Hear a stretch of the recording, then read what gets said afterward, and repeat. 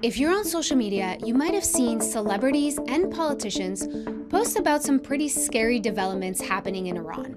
But some of the information they shared about the fate of protesters is false. So how and why did an inaccurate claim about mass executions of protesters spread from Hollywood to government officials around the world? Hi, I'm Emmanuel Saliba. I'm a senior reporter with ABC News, and this is Tracing the Truth. Let's start at the beginning.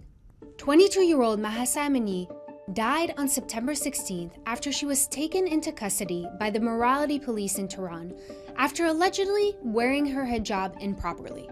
The news of her death has sparked countrywide protests, and for weeks, Iranians have been taking to the street demanding a change in regime. Internet blackouts and government crackdowns make it difficult for reliable information to circulate within Iran and abroad. Social media users have been spreading inaccurate information online, like this tweet shared and then deleted by Canadian Prime Minister Justin Trudeau. But where did this false claim originate, and how did it spread? On November 6, the majority of the Iranian parliament issued a statement urging the judiciary to impose harsher, quicker sentences on protesters, including the death penalty in some cases. Let's check with our producer who covers Iran.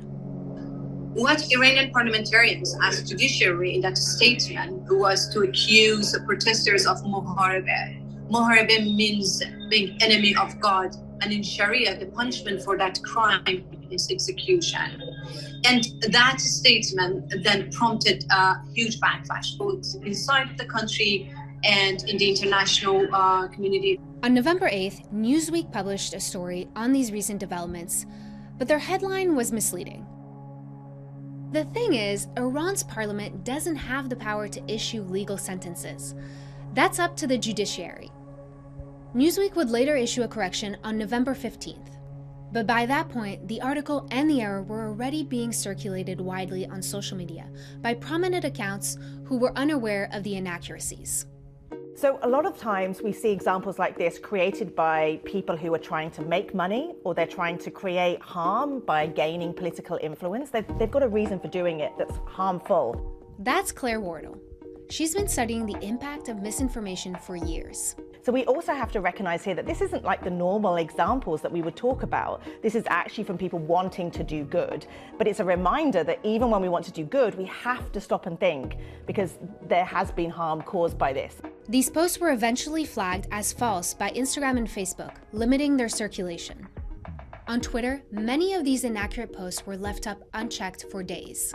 Some were eventually deleted by the authors, and others were fact-checked by the Twitter community. But overall, we calculated that this falsehood was shared over 66,000 times on Twitter alone. All of us sharing this has not helped a really complex situation in Iran, and it hasn't helped Iranians. And so that's what we have to recognize, is the harm that this kind of sharing causes.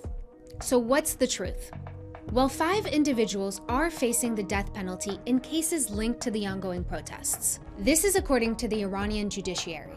And at least 9 others have been charged with offenses that carry a potential death sentence. Meanwhile, Iranian authorities have deployed violent tactics to try to shut down these demonstrations.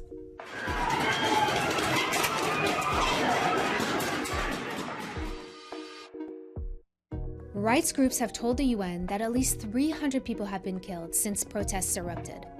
Nearly 50 of those have been children.